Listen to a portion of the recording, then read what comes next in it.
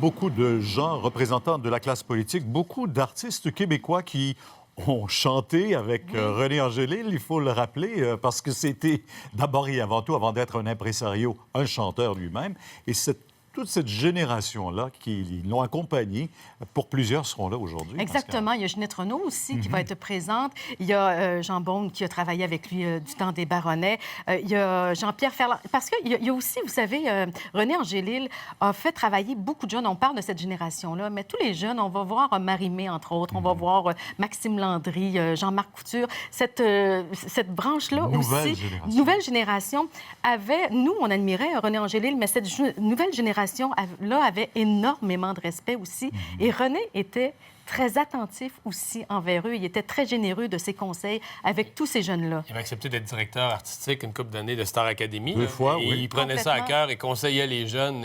Complètement. Il le faisait vraiment de bon cœur. Il s'occupait de la carrière de Céline. Il a décidé de s'occuper, quelque temps de la carrière de Garou. Mais pour le reste, les jeunes ont eu leur place. Parlons de la célébration qui aura cours dans 2 heures ou à peu près, là, maintenant, dans cette basilique, magnifique basilique, lieu historique du Vieux-Montréal.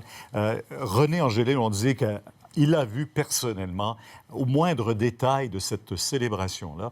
Et Céline y sera participante d'une façon très directe, Pascal. Complètement. Alors, les gens ont eu des rumeurs cette semaine sur le fait que Céline chanterait peut-être, et c'est non. Céline est là en tant que femme, en tant qu'épouse de René Angélil. Mais elle ne chantera pas en direct. Elle ne chantera pas en direct, mais sa voix, la voix de Céline, qui était si importante aux yeux de René, va être là dans l'Église. Il y a 4 chansons qui vont donc être diffusées lors de la cérémonie. La toute première, elle n'est pas tellement connue ici au Québec, c'est 3h20. 3h20. 3h20. Ça remonte, hein? Ça remonte, ça, mon Dieu, au début des années 80. Alors, les premières collaborations d'Eddie Marnay, donc. 3h20.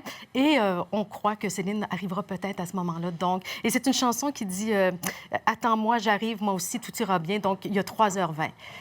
Les autres chansons sont à l'écran, on peut les voir. All the Way, qui a une très grande signification pour René, cette fois. Complètement. Alors, René qui avait une admiration très grande pour Frank Sinatra.